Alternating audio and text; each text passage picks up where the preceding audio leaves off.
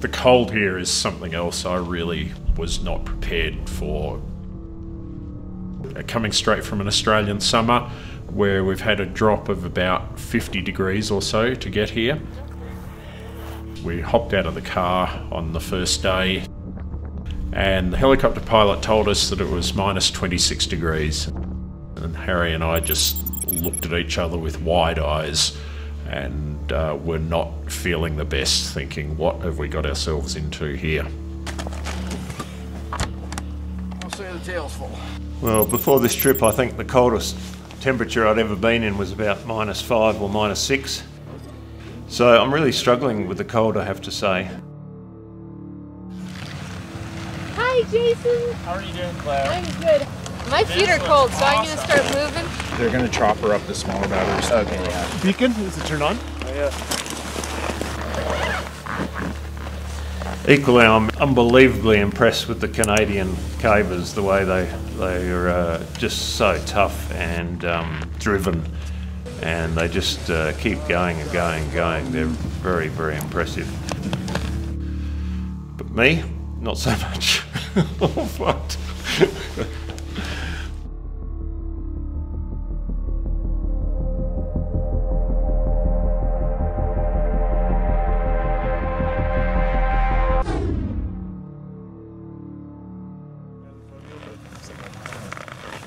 So I've got like way too much. Oh, they got a whole bunch of colors. Castleguard Cave is the longest cave in Canada. It's on the north boundary of Banff National Park. You ski over the Saskatchewan Glacier and across the Castleguard Meadows, and then the cave itself is running underneath Columbia Glacier. The ski is about 21 kilometers. And it usually takes about 8 hours, but very dependent on snow conditions. If it's whiteout conditions or if you have to break trail through a meter of snow, it could take you 2 days. It's 800 meters elevation gain, and most of that is really gradual on the Saskatchewan Glacier.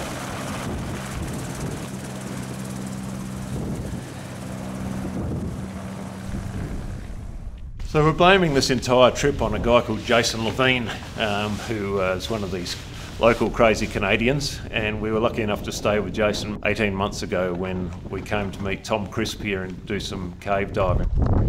That's fucking beautiful. Jason started talking about Castleguard, which I'd kind of heard about before but didn't quite realise what an amazing and massive cave it is. And then when you start to talk to other people like Rick Stanton and other people about this cave, they all go, oh yeah, you know, that's a serious quest. And when we found out there's a sump there that has been dived to its terminus, but no one had explored the dry cave beyond, I guess that's when the idea of coming here for this trip started.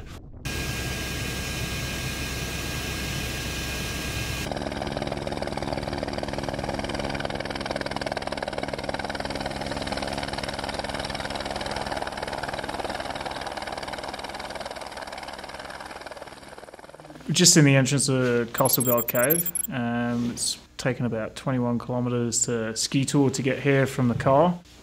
Team 1 skied in the first day with a few supplies just to come in and make sure the cave entrance was open. They got here and found that the ice crawls, which is the lowest part of the cave that potentially freezes shut, and basically determined that there was airflow through it and we could get through. It just might take a little bit of digging. The rest of us came in the day after. When the morning's -20, everything fucking freezes. There is a big moraine to go up, which is kind of dealing with avalanche hazard, or you're into this kind of bare windblown slope that's partially frozen, partially not. 3 of us started out overseas and flew into Calgary, where we met up with the Alberta Speleological Society. Craig and Harry chop it in with all the dive gear. Had I known quite how much dry caving and how difficult the dry caving was to get to the sump in the first place, I think I would have paid a little more attention to my fitness, which I think is partly contributing to my current state of disintegration in this cold weather. But I haven't given up quite yet. Hopefully tomorrow I'll feel a bit better. About 1,200 pounds was helicoptered in. Softener line, generator, petrol for the generator, all the batteries. So it's just like that dive gear and all the tanks. Ended up with 2 helicopter loads, so I think one load's 1,000 pounds, and then the other one was 200, and then that's how they decided that the divers would go up, because there was all that excess capacity available. We had the next day to basically work on the ice crawls, and the dry cavers were absolutely phenomenal at that. They had the chainsaw down there having a whale of a time chomping the ice away and getting the hatchets out, and they managed to make a nice big channel for us fatter people to fit through. So now we can actually get through and get all the dive gear actually out to the sump. What do you see? It's gonna be so much work for so many people doing so many laps. If these boys are struggling, I'm fucked.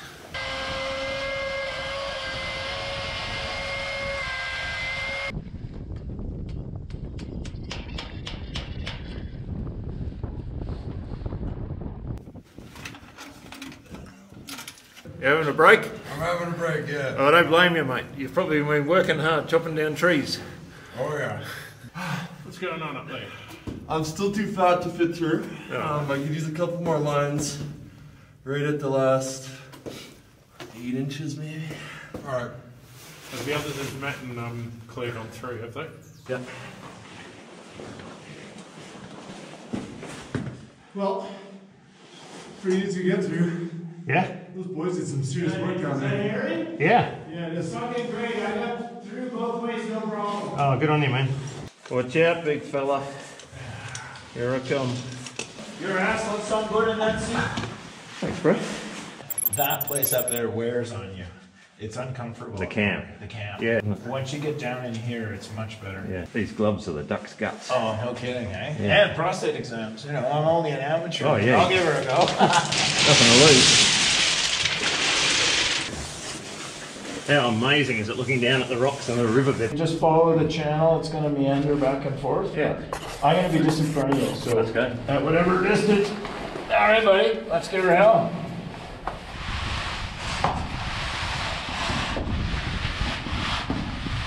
Take chest bit here. Not bad, just wriggle a little bit.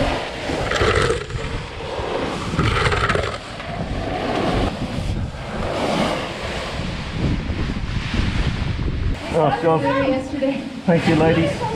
The sun is beautiful. We highly recommend it. So I didn't think I had a chance in hell, but these boys have been cutting a trench for 48 hours solid. Chainsaws, picks, shovels, whatever.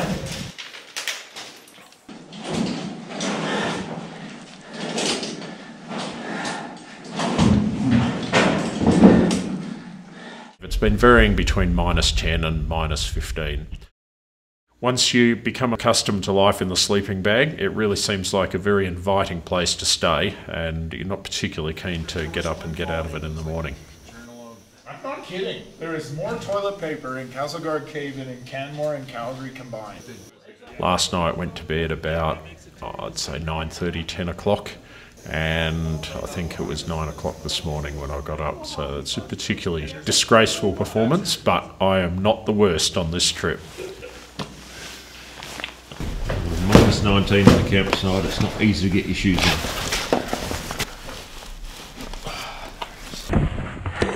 So we're ready for a dive today. So we got about a kilometre further after this, and we should be at the water. We spent 2 days sawing a section out with a chainsaw. It's about -20 outside, and everything's frozen.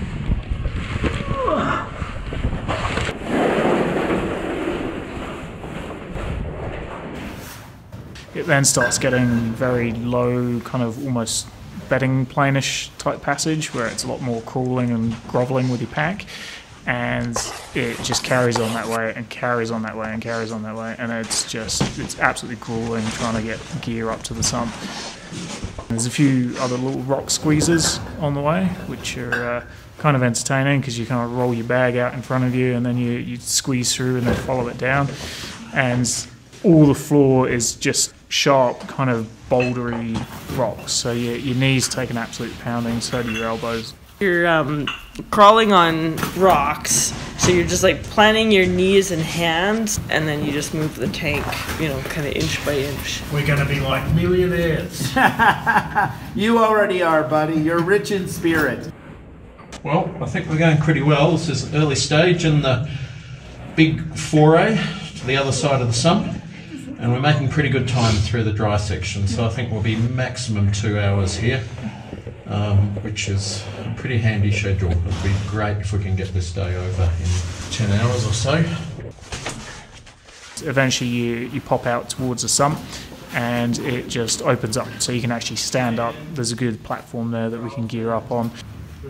That sounds like a great plan. It's going to be an awful lot of footage of your arse, Craig. Well, lucky it's such an attractive ass. I reckon we've probably got another half hour left to the actual sump. Yeah. Should hopefully open up a little bit after this, but you know, we've just had a good while on our knees and sharp rocks and those two little squeezes, and then yeah, hopefully it gets a little bit nicer from here on out. And once we get to the actual sump itself, there's some nice area that we can actually stand and get a bit more comfortable. The sump itself is a fissure that drops down to the water and seems to carry on out towards the back wall, and you can see just this huge shaft descending. From Martin Grove's reports, should go down to about 20 metres before we then pop out into more phreatic passage, which slowly starts coming back up to the surface after roughly a kilometre of underwater section. It was a beautiful dive, absolutely stunning. It takes about 50 minutes to swim from one side to the other. Just big passage, you drop down the 20-metre shaft. Okay, I'll just find a spot where you can pass me. And then we broke out into the clear water as soon as we hit the horizontal going passage, and it just slowly kind of creeps its way back up from 20 metres up until the surface on the other side.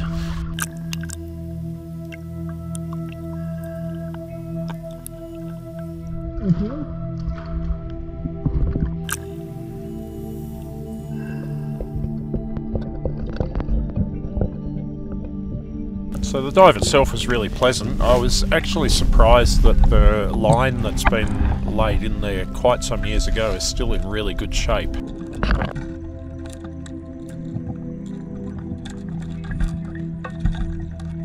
When Martin put that through, he did a pretty good job. It's quite securely laid. But because we'd been told that the floods go through this sump, I expected that it would be ripped apart and we'd have multiple line repairs to do.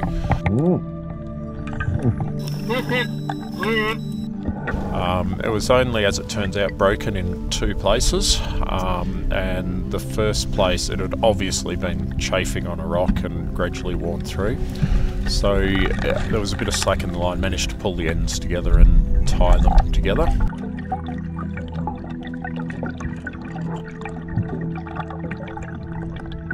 It was broken in another place as well, and we jumped past that pretty quickly.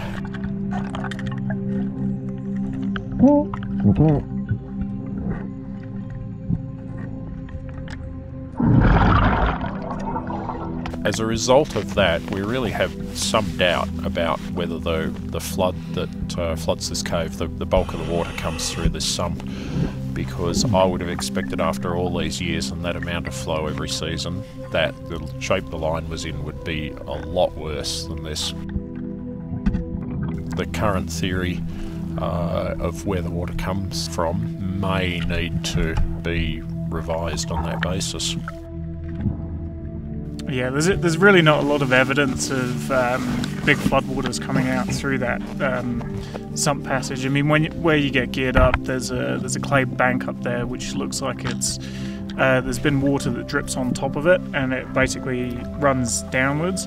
Whereas if the sump was actually flooding, what it would do is it would push out in the opposite direction and smooth out all of that clay. But there doesn't seem to be any evidence of that, and even the far side of the sump as well.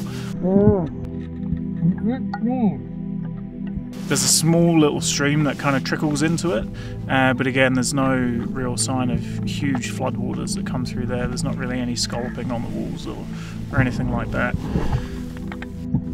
So on the far side of the sump, the information that we had previously from Martin Groves was that the sump surfaced and there was quite an open area, easy to get out of the water, and that there was tunnel leading off from that. So we were very excited about this, and that was our chief objective of this whole trip, was to explore that tunnel.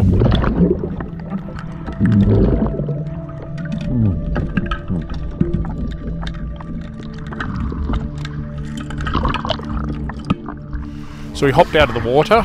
There's a very nice little pool there that's really easy to work in. You can help each other get de-kitted and geared up. What we could see from there was this really nice walking passage about 2 metres high and probably 3 metres wide. At least we're in a spot where we can help each other gear up. Yeah. The most remote dive I've ever done. Yeah, this or the third sump of Cockerby. Right, well, it's a walking passage, Tom.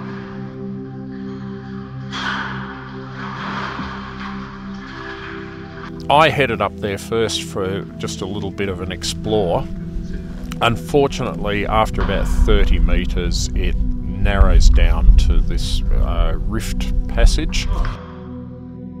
I proceeded up that, but it was really getting a little bit hairy to go up there in a dry suit, because I was very concerned about tearing the dry suit or damaging it somehow, sitting down on a sharp bit of rock.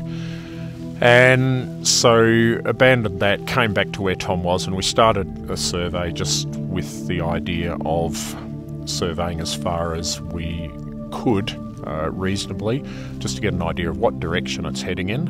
It's certainly heading straight, and my impression is it's going upwards a bit as well. There was a little tiny stream flowing in the bottom, so definitely water flows down here, but as we mentioned before, there's some doubt because of the formations that are in there, some pretty fragile formations, whether the full flood comes through there. So we surveyed up there about 60 metres or so, and then we thought, well, it's really a little bit dangerous here, because if we do tear a dry suit, then we're in all sorts of trouble for the trip out. So we turned around and headed home. We ended up surveying only about 60 metres of passage before we decided it was probably a bit too gnarly to be doing in dry suits.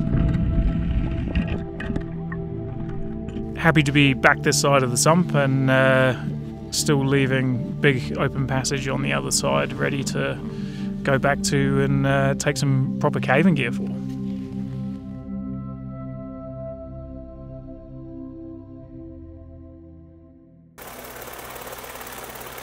I think 16 people hauled and participated on this trip.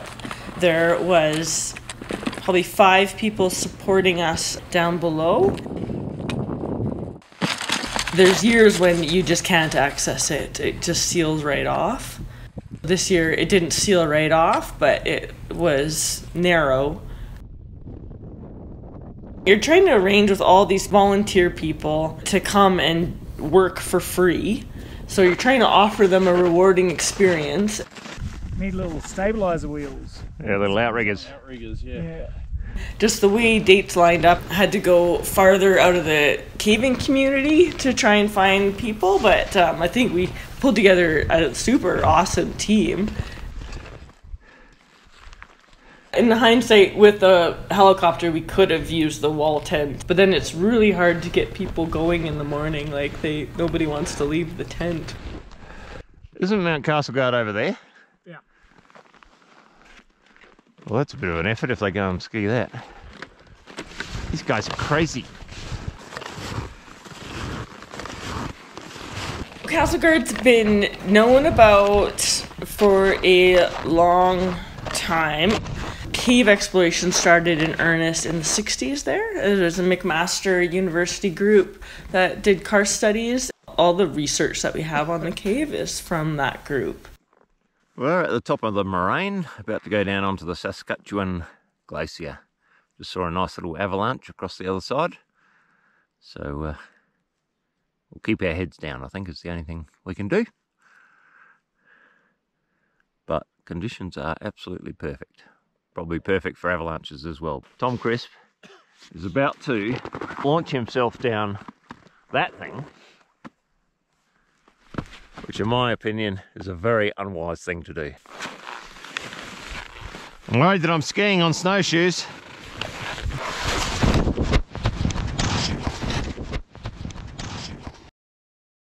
Very wise approach.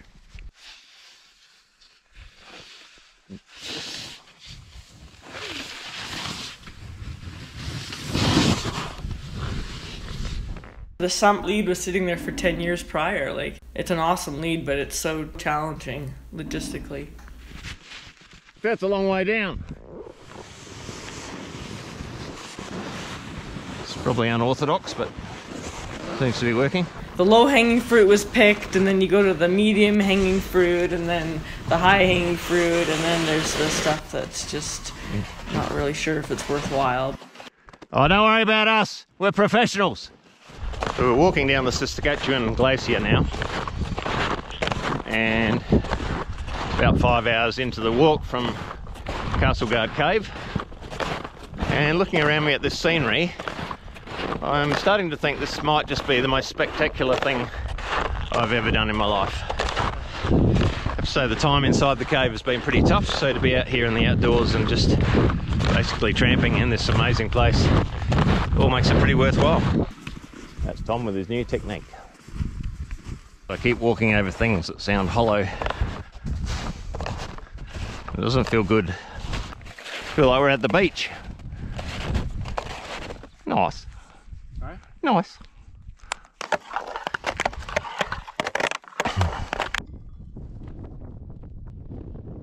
I think it is a small group of people who have the passion to put in the hard yards. There's plenty of people around the world who'd be capable, but you know, lining up all the things that made this successful, including permits, the ice crawls, the climate, all the things that had to fall into place to make this what is actually a relatively straightforward dive, to make that possible, it's actually an enormous undertaking. And I'm not unhappy with the result, to be honest. I think the fact that we established that there is cave continuing beyond that sump is a significant achievement.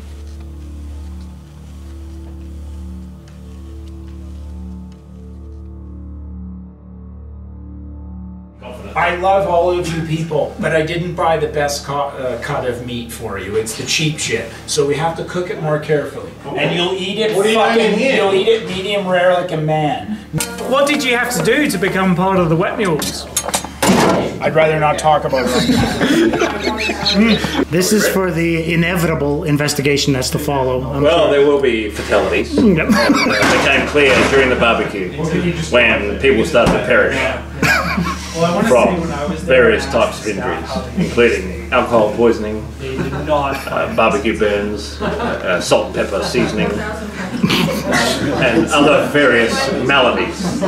We were looking at that the other day there, like where it changes from that rifty passage into the subway. It's just like...